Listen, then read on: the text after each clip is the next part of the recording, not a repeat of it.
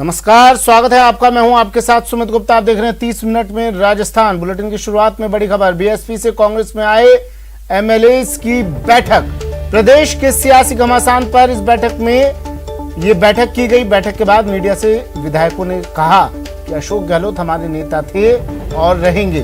पूरी ईमानदारी से हमने विलय किया, असली नकली की पहचान की अब जरूरत है। विधायकों ने कहा कि प्रदेश की सरकार हमारी वजह से बची, सरकार बचाई, उनका सम्मान रहना चाहिए। बीएसपी से कांग्रेस में आए विधायकों ने बैठक की और इस बैठक के बाद उन्होंने कहा कि सरकार हमारी वजह से बची, उनका सम्मान जरूरी है। सरकार को हम लोगों ने बचाया।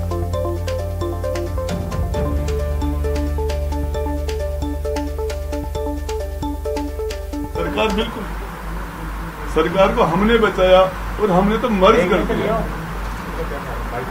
आज निर्दलीय का और हमारा भी कंपैरिजन नहीं हो सकता। निर्दलीय के साथ वो अपनी जगह, उनके सारे अधिकार सुरक्षित है।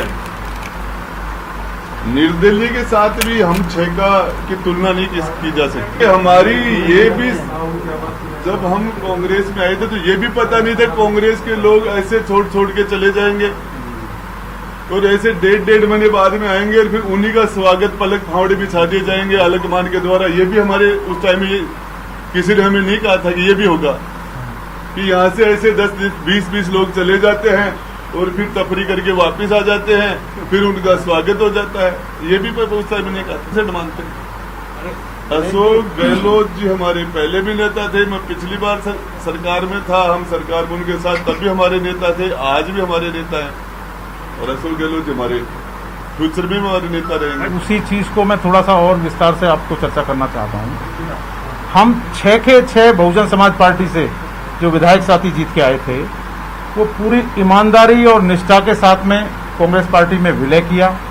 आदरणीय अशोक गहलोत साहब जो हमारे माननीय मुख्यमंत्री हैं, उनको देख के विलय किया और विलय करने के बाद में आज जो परिस्थितियां पूरे आप देख रहे हैं, जिस तरह की तलवार हमारे ऊपर आज सुप्रीम कोर्ट में भी अटकी हुई है, अभी कोई निर्णय उसका नहीं आया है, और इतना बड़ा त्याग। और हम चाहते हैं कि जिस तरह पार्टी को हम लोगों ने, कांग्रेस पार्टी को, कांग्रेस की सरकार को स्थिर किया, एक तरफ हम इतना बड़ा त्याग दे रहे हैं, वहीं दूसरी तरफ जैसा कि गुड्डा साहब ने कहा कि हम लोगों को दूसरी निगाह से देखा जा रहा है।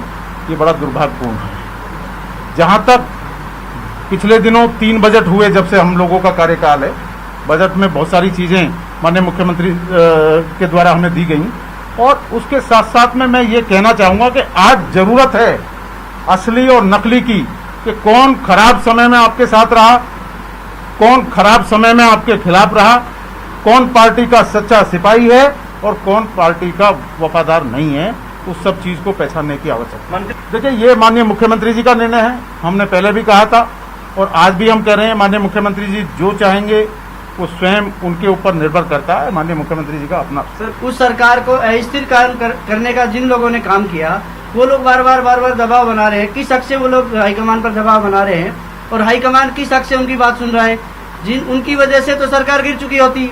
जैसे हमारे गुड्डा जी ने बताया कि अगर हम 10 और 6 लोग नहीं होते, 19 लोगों के जाने के बाद तो बहुमत तो खत्म हो ही गया था। तो उन लोगों की वजह से तो सरकार गिर चुकी थी।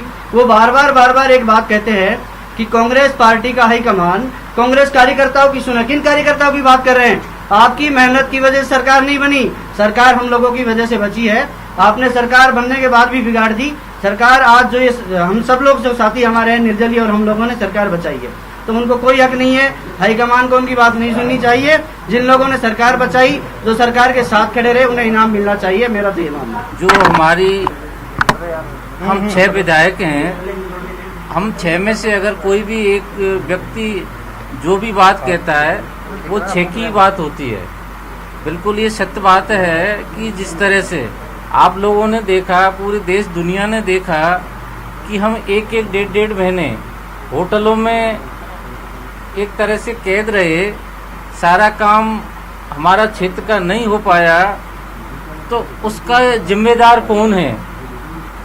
तो ये बात बिल्कुल सोचने वाली बात है। और ये भी सत्य बात है कि अभी जो कह रहे हैं कि जो लोगों जो सरकार गिराने के लिए बाहर गए थे, उन लोगों को जिस तरह से अभी बताया भाई संदीप जी ने कि पलक पाम ने बिछा रखे हैं उन लोगों के लिए, जोगिंद्र अवाना जी ने, गुड़ा जी ने, उन लोगों के फ़ोन से काम हो जाते हैं। और जिन लोगों ने सरकार को बचाया उन लोगों पर भी इतना ध्यान नहीं दिया जाता है, तो उनका भी ध्यान देना चाहिए, उनके भी काम करने चाहिए। देखो, फोन टैप होने के आरोप हैं, इसके बारे में तो बिल्कुल हमें जो जानकारी है वो निराधार है। किसी का भी हमारी जानकारी में कोई फोन टैप नहीं हो रहा है, और अगर किसी का फोन टैप हो रहा है तो वो बताए, जिससे आपको भी जानकारी लगे और हमें भी जानकारी हो जाए। और जयपुर से इस वक्त की बड़ी